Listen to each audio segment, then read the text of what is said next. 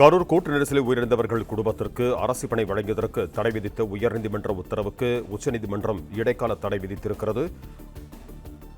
விரிவான தகவல்களை சொல்லுங்க நிரஞ்சன். முக்கியமான ஒரு உத்தரவு என்பதுதான் உச்சநீதிமன்றத்திலிருந்து வந்திருப்பதை பார்க்க முடிகின்றது. ஜேபி பர்திபாலா தலைமையிலான அமர்வு முன்புதான் இந்த வழக்கானது வந்தது.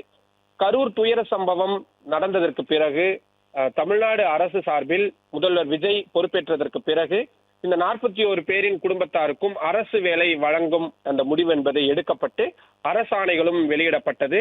அந்த பாதிக்கப்பட்ட குடும்பத்தை சேர்ந்தவர்களுக்கு அந்த அரசு பணிக்கான ஆணை என்பதும் அவர்கள் கைகளில் வழங்கப்பட்டிருந்தது.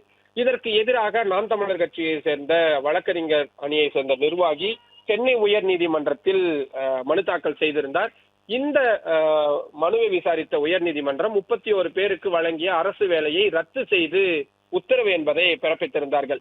இதற்கு எதிராக உடனடியாக உச்சநீதிமன்றத்தில் தமிழ்நாடு அரசும் சரி, பணியை வாங்கி இருந்தவர்களும் சரி, உச்சநீதிமன்றத்தில் மேல்முறையீடு என்பதை செய்திருந்தார்கள். இந்த மனு இன்றைய தினம் நீதிபதி பர்திவாலா அமர்வில் 23வது வழக்காக பட்டியலிடப்பட்டிருந்தது. ப்ராப்பராக அந்த வரிசைப்படிதான் விசாரிக்கப்பட்டு வந்த நிலையில் ஒரு 5 நிமிடத்திற்கு மேலான ஒரு விரிவான விசாரணையாகத்தான் இது நடந்தது. இந்த விசாரணையின் பொழுது தமிழ்நாடு அரசு சார்பில் மூத்த வழக்கறிஞர்களாக இருக்கக்கூடிய அபிஷேக் மனு சிங்வி, முகுல் ரோத்தகி உள்ளிட்டோர் ஆஜராகி இருந்தார்கள். நாம் தமிழர் கட்சி நிர்வாகி சார்பாகவும் வழக்கறிஞர்கள் ஆஜராகி இருந்தார்கள்.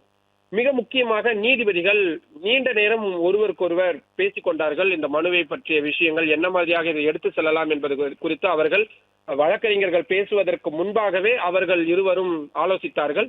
ஆலோசனைக்கு பிறகு வாதங்கள் தொடங்கியது. தமிழ்நாடு அரசு சார்பில் ஒரு கருணை அடிப்படையில் தான் இந்த விஷயத்தை நாங்கள் செய்திருக்கிறோம். அரசு வேலை வழங்கியது என்பது இந்த 41 நிரஞ்சன் தொடர்ந்து இணைப்பில் இருங்க.